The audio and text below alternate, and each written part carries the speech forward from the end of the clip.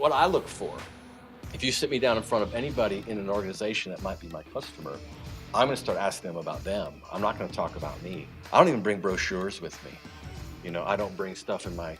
There was a time in my career where I had a trunk full of, you know, it's like a filing cabinet back there, you know. My gas mileage was lower because of this.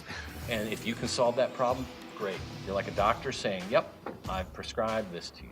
If you'd like to do that, I can help you. And you become an advisor, because that's really where we're moving, if we're not there already.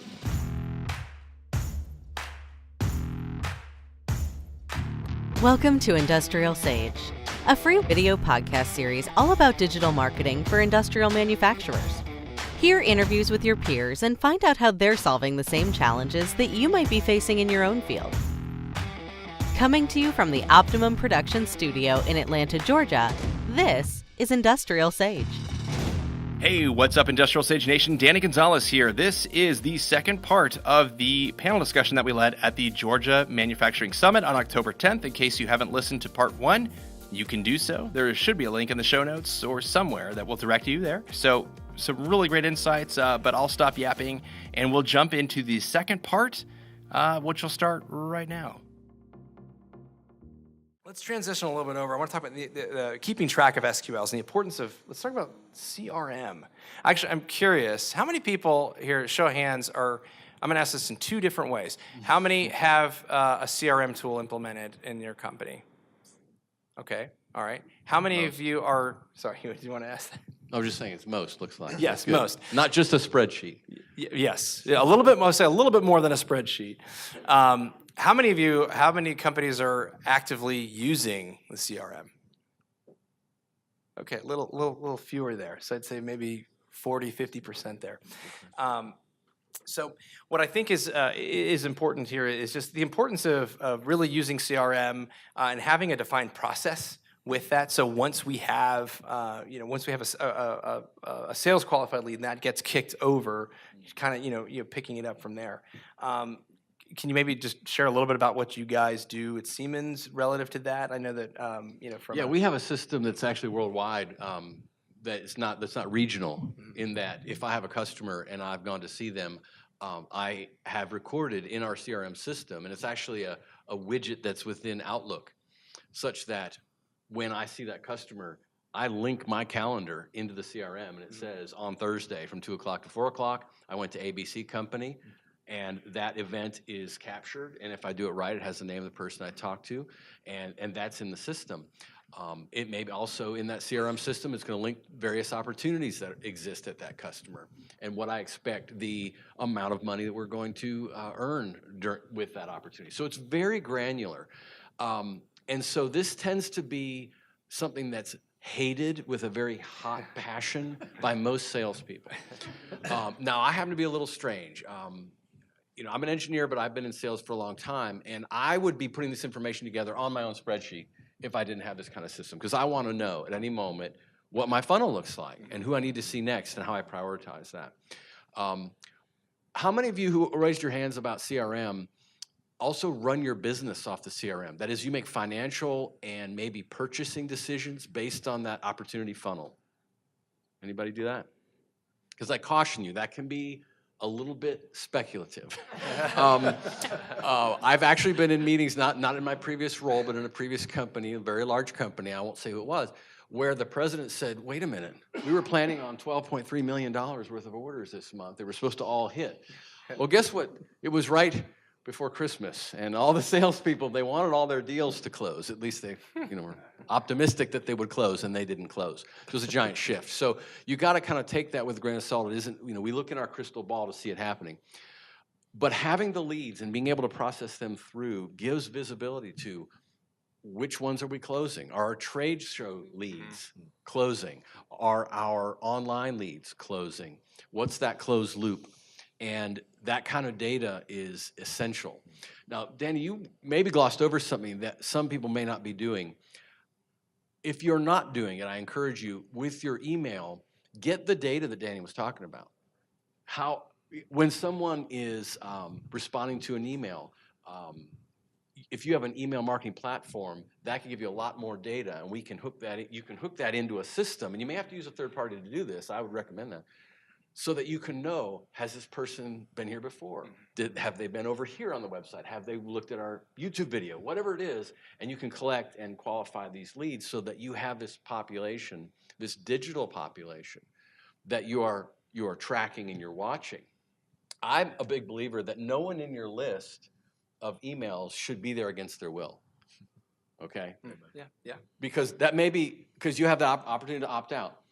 But nonetheless, that body of contacts is a huge asset to your company.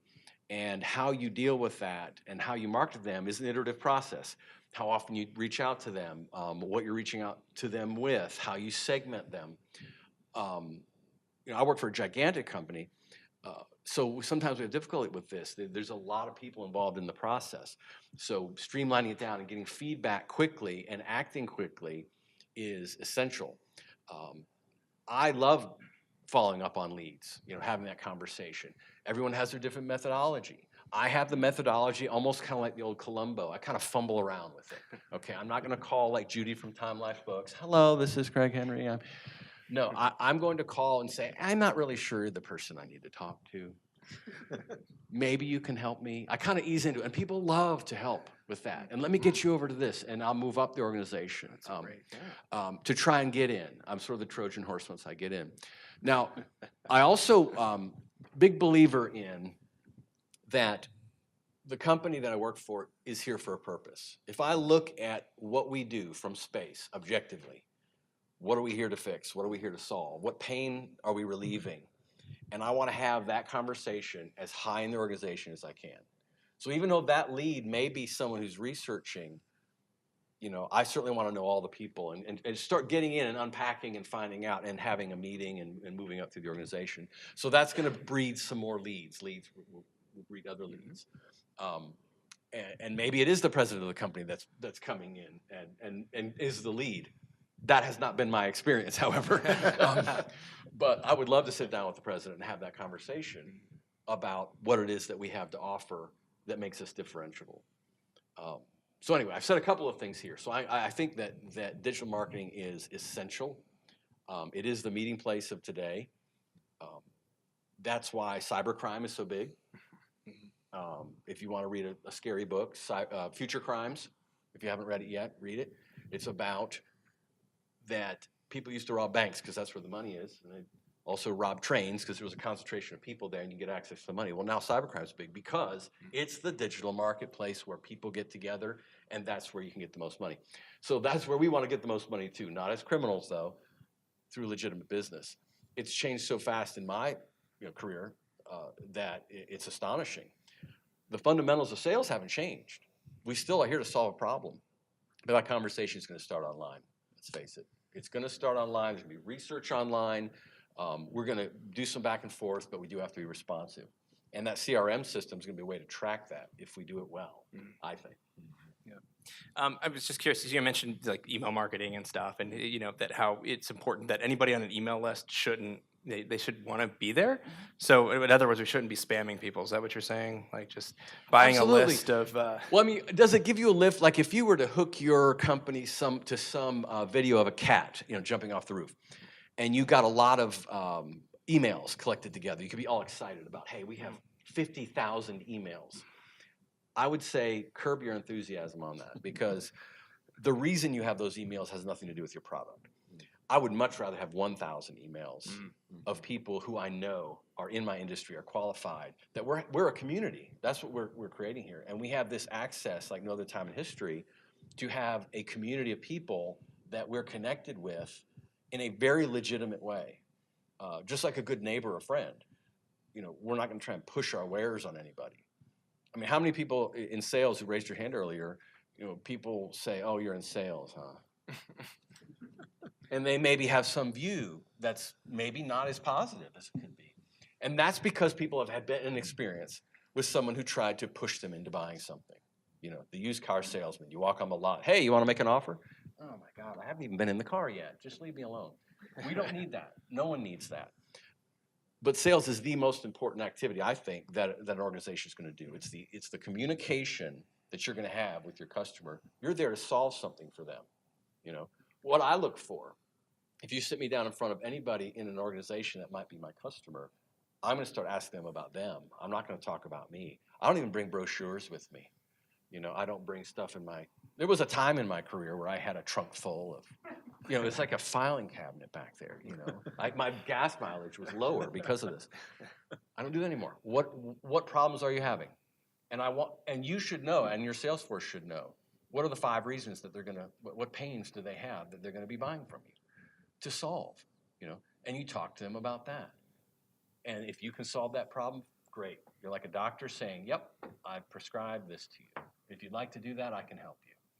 And you become an advisor, because that's really where we're moving, if we're not there already. Our customers are savvy. They already have done this research. You know, we were just talking before we got up here about if someone's given a problem, oh, we need a thermal chamber or whatever it is you guys do for your company. We need one of those things that by tomorrow morning, someone could have researched, probably understood the marketplace, understand who the competitors are, and have some idea of pricing. And they haven't talked to anybody yet. That's where we are now. So the reason that the salesperson get involved is develop a relationship, become the trusted advisor if possible, help them get to the end where they can say, yeah, I can solve this with a low level of risk. And something that I have a good return on investment because I'm working with someone who's professional and an organization that's going to stand behind it. That's really what I think we're after here. And as manufacturers, which I see most of you are, or servicing manufacturers, you've got a product, and that product's there for a reason that is significant. And it sometimes takes some soul searching to get down to why do we exist. We have these competitors out there. You should know. That's an old Brian Tracy concept, which is someone should be able to wake you up in the middle of the night. Why should someone buy your product? It's because of this. You should be able to say it immediately. It's because we're the best. We last the longest. Whatever. We're the blackest, biggest, longest, shortest, whatever. You know, it is in your industry. And that's the thing that should also color who it is you're going after, because they need that. And I think from the digital marketing perspective, we should help the sales team with that. If we're building the relationship ahead of time, we should be able to segment folks to know what their biggest pain is. Yes, because we're greedy and that type people. of- We want it all, right? But I want you to, if there's We should 5 have different variety. reasons a person buys, I would love to be able to deliver to you the reason this person wants to buy. So you don't even have to talk to the other 4 things. There you go. When they get in front of you, you just talk to the main thing they have. That's- And also some of it's who they are too. I mean, if you have a job title, it's good to know, am I talking to the president through digital? You know, am I talking to the president? Am I talking to the engineer? Am I talking to the purchasing agent? Yeah, As you know, engineers, purchasing agents buy differently. very different. Yeah. Yeah, very different pain points. Very different. Yeah. Yeah. So knowing that and us customizing the digital content in a campaign so that everybody gets spoken to, but gets spoken to in a different way, that should help the sales team. Absolutely, absolutely. I like to go as high as I can in the organization, so I'm not even talking about product.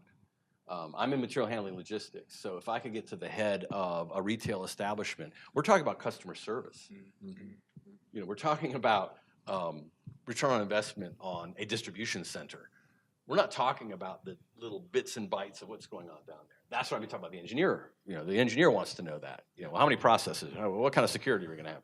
Those are things we can get to, but you know, depending on where you are, that's a different conversation. But we're here for a reason, and that's how you really grow. And I think there's a lot of passion that comes from that too, that can be transferred.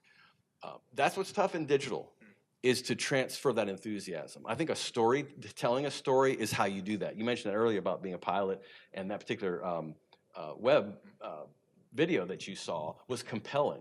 There was an emotional content to it, or at least an interest level content that told a story beyond just, hey, we have great features.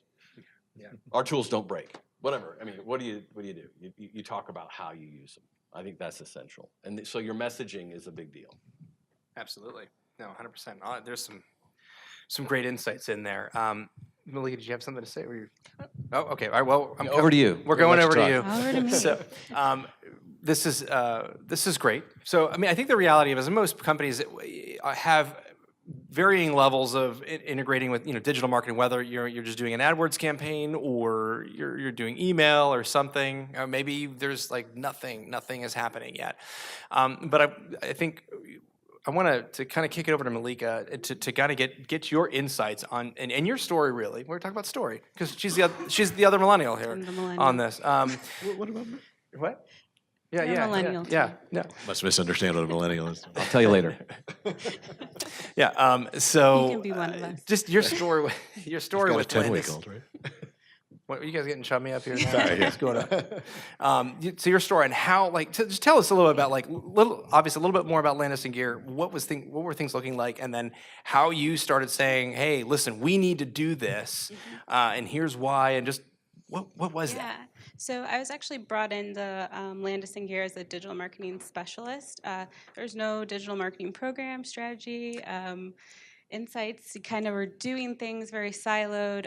It was very product-based marketing. So each solution we offered had a marketing manager, and they were kind of running the gamut through traditional means. So I was kind of brought in as a layer to support on the digital side. Obviously, it's not going away. I'm sorry, it's never going away. It's only growing and it's getting bigger. So I was brought in to kind of manage all of the digital aspects of that. And once I was brought in, I kind of noticed the big gaps that were there. Mainly for me, it was the website was very outdated. Probably like 3 years behind where it should be to be almost up to date to not be 3 years behind. So you gotta kind of leap in some cases. So seeing that and seeing some of the challenges that were arising because of things like not being able to find information or content like the example you gave. So really trying to make that an easier funnel for the customer and for our salespeople because they weren't even using the website. Everything was like, we don't even have a website. Don't look at our website because you couldn't find anything unless you knew exactly what you were looking for. So getting in there, kind of identifying different things or really educating myself was one of the first things of knowing kind of what we're doing, what's happening in the digital space. Like I said, it's always changing. There's new technology every time I turn my head or something changing in the digital world. Like finally Google Plus is going away. Did you know that? I found that out from Malika just about 10 minutes ago. I just found that out now. Really? Yeah. Thank God. Okay. And, all right, and so- Adobe bought That is a security Marketo, issue. and there's like a lot of things that happen that transform the digital space that I think give a lot of opportunity, and picking the things that are going to work best for your business is going to be the key to that. So really understanding that not everything is going to work for every business, but if you educate yourself and know kind of what it is. And if your CEO comes to you and says, "Oh, this new live streaming, we should do this," it's like, actually, maybe not for our company. That might not be the right thing for us right now because we don't have a way to support it or make it sustainable or whatever the reasons might be. But to not kind of jump in at every single new digital trend. So educating yourself, educating your company, while most CEOs don't come to me and say, "There's this new trend," I usually have to go to them and say, "There's this trend that we need to be on, that if we're not on it, we are going to be left behind. We're going to be that 3-year-old website again." So you have to really kind of plant those seeds with the right people. And sometimes that's challenging if it depends on the size of the business, but getting in front of the right people and making it of value to them, which can also be a challenge if they don't understand what you're doing. If they don't see the value in digital, you have to make them see it. So different things of talking about the funnel are how we can increase more qualified leads, making those things ring true to the people that it's going to be impacting. So, we do things or consider things about what we call flipping the funnel. So really focusing in on your key customers that you want to reach. We're in the utility space. There are only so many utilities in the United States. And everyone has different rules, regulations, all of those things. But we know who they are. So like you said, we don't have to do widespread campaigning, but we can still use those technologies in a way to reach the specific people. So framing stuff like that, that they can see the money coming from it, the revenue generation coming from it, really helps kind of carve out why digital marketing is important, because people, or at least I've experienced, they'll stick to what they know. And until you can bring the value of something new, they're not gonna really try to move at all. And then you'll be behind. And catching up is a lot harder than trying to stay at least at pace with what's going on.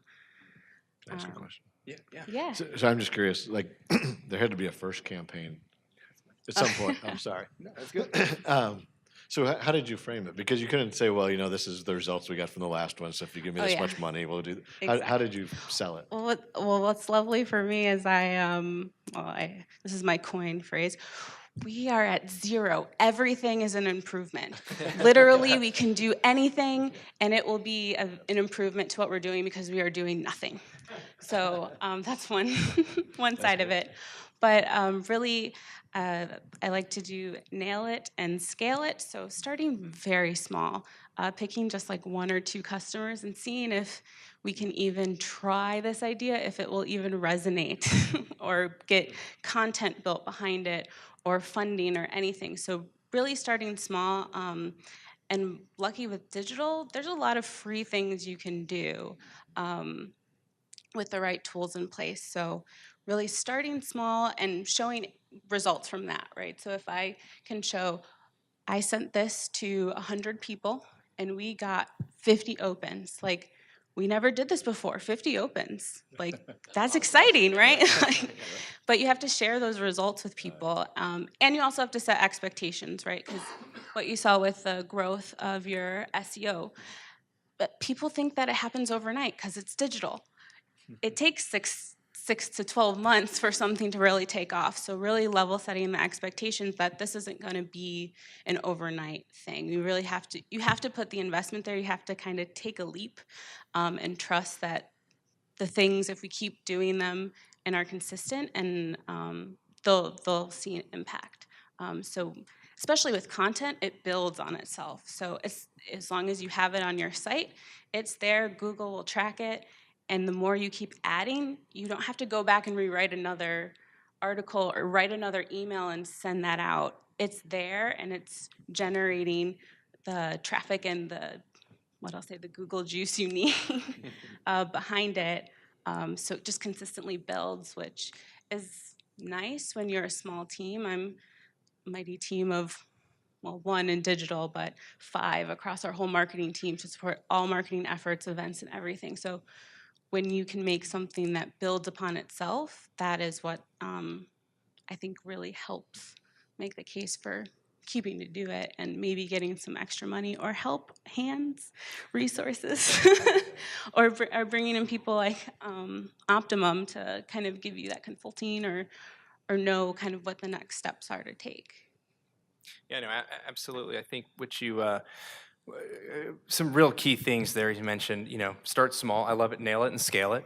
But the other thing too is, and this gets sometimes overlooked, is just the constant communication and reporting on, hey, this is what we're doing, let's set those expectations, and then communicating. Yep. And I think when we spoke on our episode, you were talking about how you do that on a fairly frequent basis. Oh yeah, so I get in their face a lot.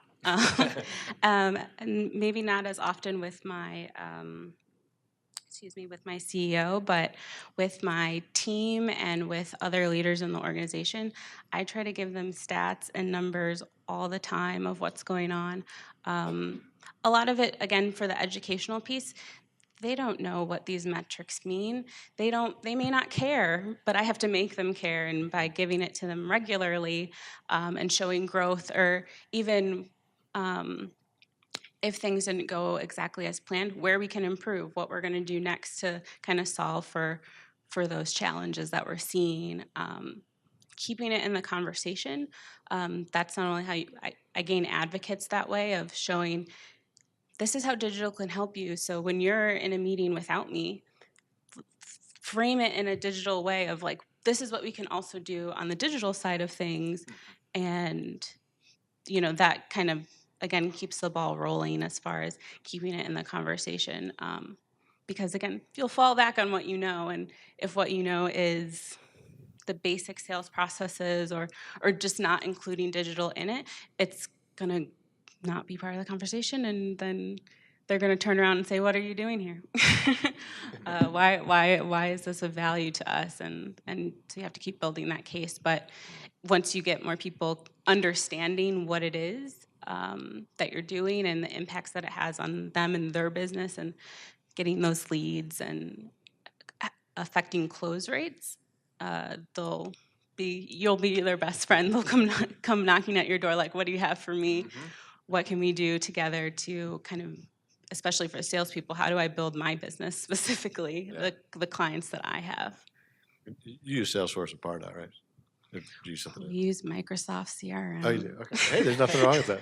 The enthusiasm is fantastic. It's great. It's a great tool. What about new products or new markets? Maybe it's a new product, maybe it's not, but maybe there's this market that your management has said, well, we really wish we could break into this new thing. That may not be where you are yet, because if you're just moving into digital, you're trying to make sure you're shoring up your existing markets and winning there. But what could you say about a new market? Because it's the same methodology, and you have all these metrics, and it's pioneering new ground. And I think salespeople and owners and management would love to know that they could tap into that. Absolutely. So, I mean, digital helps on that front so much, because you can build content to speak specifically to that new market. And, search is really on your side there. If you are starting to plant those seeds in places where those other markets are looking, then where you would traditionally, like if you were in trade magazines or different areas where your traditional customer set was looking, and now you can start planting seeds in other areas that say, we also do this. We're in this space, or we know things about this space, or this is tangential to what you're doing. Maybe you could look at our product for that. You have a question? To that point, you're all in very professional, driven customer type industries. What's your view today of LinkedIn and LinkedIn 2 to 3 years from now in that social marketing, digital content development space? Well, I have my opinions, but I'll let the expert in digital marketing start. So, well, LinkedIn for us is our still biggest social media platform, and it's growing still. And I've seen a lot more things coming out on LinkedIn, a lot more people posting thought leadership there, videos, just more content there. And I think it frames the user who's on it, what they're looking for there. So I don't think it's going to go away, like Google Plus, but I think it's like the company pages, or even getting your leadership to be more involved on LinkedIn. That's a huge one for us. We're really actively trying to get more of our employees sharing their thought leadership, sharing our blog, sharing our content on their channels. Well, I always think our content is great, but because some of the people they know, or some of the people that they're trying to reach out to, are on there, and you can position yourself personally as someone who knows what's going on in your space. So maybe the company page won't be the highlight of what your company is doing, but really galvanizing your leadership to be talking in that space as much as they can about what you're doing, why we're here, what we can do for you on LinkedIn. I think that's going to start to grow more. Yeah, I think it's just in its beginnings. I see LinkedIn, and I started getting and expanding my network on LinkedIn because I wanted to be able to get access to people. And this was a listing of people. I seldom, as I see my feed go by, because I'm not on Facebook, just because my wife handles that. She lets me know if we're at war or whatever. But or if someone's dog got sick or something. But LinkedIn, to be honest though, I seldom see a post where it says 15 million views. Yeah. It'll say 200 views. It'll say 20 views. And this is a big, huge company that's put a video up on something. So it's not seen the same way, at least in my experience. Oh, yeah. I think it's on its way because it does have credibility. And it certainly is a place where everyone's investing. So I would say, that one is a burgeoning new front. But I think the eyes on it, those are the even though it's a small view count, the people looking at it are are more qualified to what Yeah, you might so be it's- talking about. And I think too, from a content perspective, this is my opinion, going back to the know, like, trust, building a relationship, I think content that comes from individuals in the company has a much better value than the company putting it out. The company can then share it later to get more traffic, but I think if it comes from an individual, it just has more. And I also say this, and I don't know if you were asking this question, but I love their ad platform. It's getting better and better. Yeah.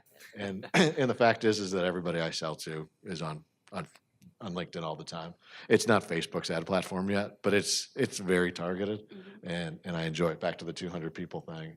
I might pay a lot of money to get 200 people to see my ad, but they're all the people I want. I second all that. Ditto. LinkedIn really is, it is awesome. And just everything you said, just personally, putting content, if you can create content yourself and do it on a regular basis, but then also being able to share company content, you're absolutely right. On company pages, content, I mean, we see that at IndustrialSage all the time, actually. We have a ton of content up there, videos, great stuff, good stuff, 2 views, 20, whatever. Maybe probably a little bit more than that. I'll put it on personally and then get some shares, 2,000, 3,000, 5,000, whatever. And it just seems that LinkedIn likes that better. There's also a little trick too. If you do that, don't put links. If you're going to put something on an update and you want to link somebody to a page off LinkedIn, don't put that link in that update. Put it in the first comment, because LinkedIn wants to keep you on LinkedIn, not drive you somewhere else. And so they'll it's like a little hack to like help them like boost your video or your content. So Your one tip of the day. yeah, just one. And you can assist your executives in creating content too. Doesn't all have to come from them. Right. Oh, yeah. I learned this a long time ago working with engineers. Try to get engineers, and our product managers are engineers too. I should remember that this is being recorded before I say anything. But I ask them for content, and it's just crickets. Or sometimes it's like, absolutely, and then you get nothing. So what I did is we went out and wrote it ourselves and said, did I get this right? And they said, oh my God, you know nothing about our product. Let me explain it to you. And I'm like, well, why don't you write it down for me real quick? Yeah, we write a lot of content on behalf of people, at least to get it started. So sometimes it is those crickets, and then you give them the base, and they're like, "Yes, I will. I'm going to write this, and I'm done with it in a couple minutes." And then they get 2 views and they're hooked. Yeah.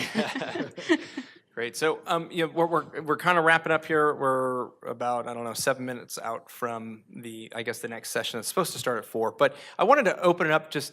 Well, first of all, I wanted to thank you so much for, if you can give a round of applause for our panelists who've come in. And thank you so much for your time and taking time out of your busy days to come in and spend it with us. I do want to open this up. Does anybody have any questions that they'd like to ask? The LinkedIn question was a great question. Is there does anybody have any questions they'd like to ask? Our company uses lead forensics. I'm familiar with it, yes, sir. Yeah, it was a snickering ha-ha-ha. Sorry, go ahead. Anyway, I was just talking to my fellow sales rep here. I was in Raleigh-Durham a couple weeks ago, and I saw, this guy's down the street practically, so I went over and dropped. I walked up to the door and said, no soliciting, and you will be shot on sight. 3 big signs. So I walked in, I said, can I come in? She goes, yeah, come on in. So I handed her my information, I left, and of course, they don't give out any information. Actually, I went to LinkedIn before I went over there. And that afternoon, I went to an appointment with Bridgestone. 2 days later, the guy that I dropped the booklet off calls me and says, Jack, we got an RFQ for Bridgestone, which he's an integrator. I sell to integrators. But Bridgestone had reached out to me to come in and see them. So that was 3 weeks ago. I haven't heard anything from anybody since. So I suspect it's still. But my question is, as a sales rep, we should not, this is my opinion, we should not let marketing do all the heavy lifting. Sales guys, we do the dirty work, I think. Wouldn't you agree, most of you? Oh, yeah. I mean, we're down the gutters, we're up in the elevators, we're in the parking lots, and we're at events like this trying to make contact. Yeah. So I think sales guys do sales, and I don't know, 15, 20% of it's marketing that we do ourselves. Sure, there's absolutely a blend. You know, and there's tools nowadays, the CRMs, the email marketing tools are getting into that. That's why I asked you about what you use, and I only know this specifically in Salesforce Part Up, but I'm sure most of them do it.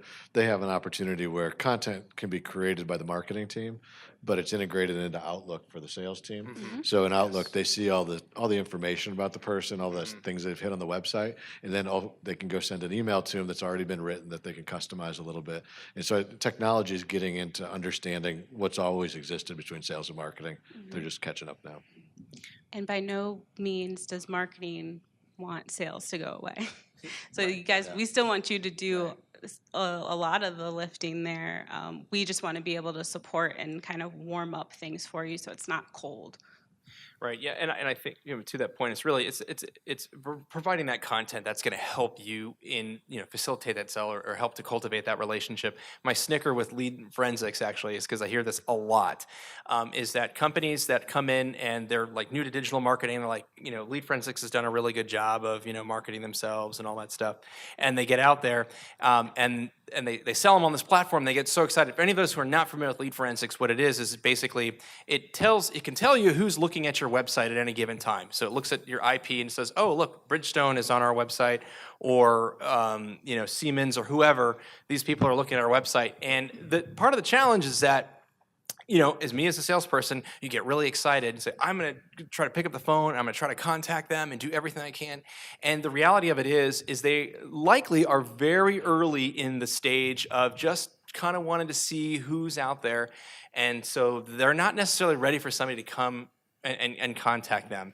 And so I've seen a lot of sort of negative pushback on that on the sales side. It's like, now I got salespeople, hounding me, like banging down on my door. No pun intended. I mean, you didn't bang on the door. I know, but I think that is part of. I mean, it's a good step. It's exciting. We've got the data there, but I think sometimes it may be a little too soon. That's a blanket statement. That's not 100% true all the time, but that's just kind of what we've seen a little bit. And there are technologies, I think, it's not advertising, but Terminus. Yes, the company I use for display ads, they do a really good job of keeping track of the acceleration you're getting in an account. So you can see what the job title was that they were targeting, what the company is, and you can get that data. So from a sales perspective, you can say, okay, they've gotten hot, they've hit a certain threshold. Now we can start to talk about the conversation. Yeah. I can take one more question. I want to say one thing. So, lead forensics again. I get a lead, Volvo Trucks, Greensboro, North Carolina. Well, I happen to know that Volvo Trucks has a plant in Dublin, Virginia. So I go on LinkedIn, I start looking for possible contacts at Volvo Trucks in Dublin, Virginia. I find I live in Greenville. I find the guy who just retired from Volvo. We start linking in messaging each other on Saturday morning.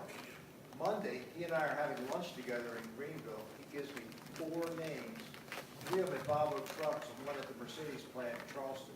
So that was a huge that's hit awesome. for me. Yeah. So you got, like I said, you got to make the effort on the marketing side. Sure, absolutely, 100%. It's not Absolutely. complete. And the messaging, I was going to actually say that before you did. Even if you're going to be driving by someplace, send an email, or not an email, but a message over LinkedIn saying, hey, we just connected. Love to meet you. I've got this I can show you or whatever. And I've been successful doing that myself. So then you're not the unsolicited guy. You're coming to see someone specific. And the other thing, too, you use LinkedIn. If you're a premium user, and you see somebody that works for a company, they're also a premium user. I think they're more open to taking a LinkedIn message from another premium. You're a LinkedIn you're a serious user. You're not the casual guy that's going to put his picture on the LinkedIn profiles.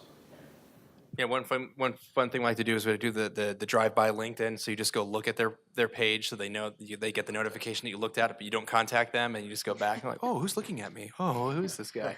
So all right, I'll take that last question in the back, and then. One question. Comment is don't underestimate the power of a handwritten note. On top of all this. Yeah, sure, absolutely. So I've gotten into some doors because that handwritten note communicates my brand, who I am, and maybe a unique way. Absolutely. Time to write that note. Second of all, when I do get a business card, there's a cell number.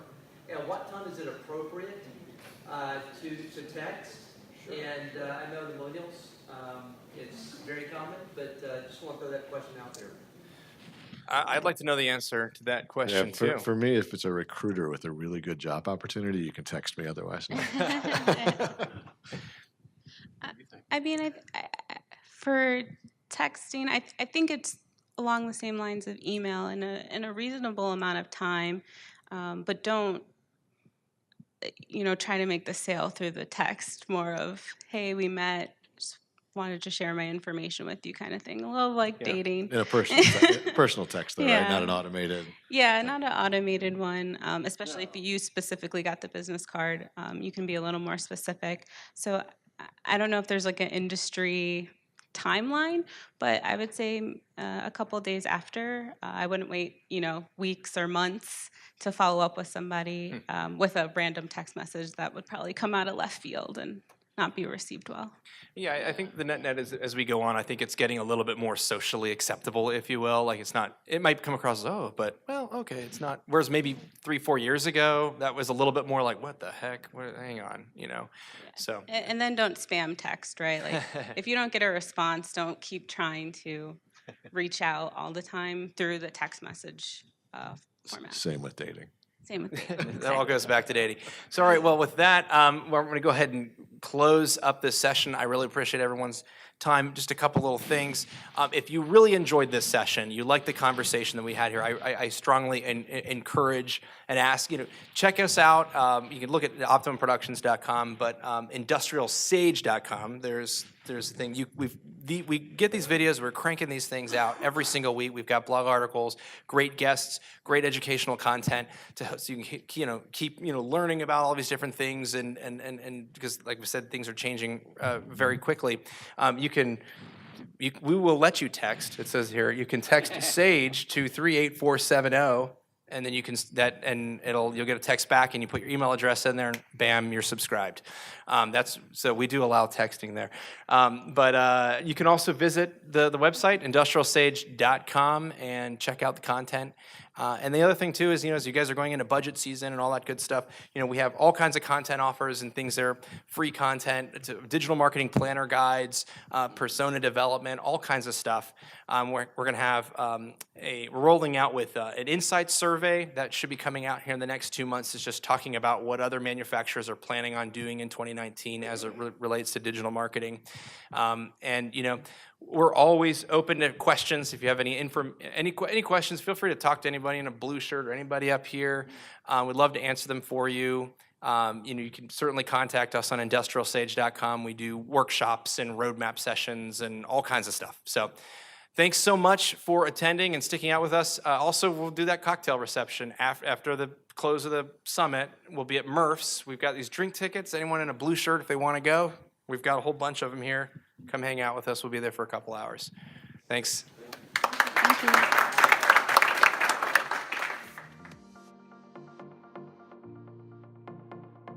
Okay, well, thanks so much. This concludes part 2 of the Industrial Sage panel discussion that we led at the Georgia Manufacturing Summit on October 10th.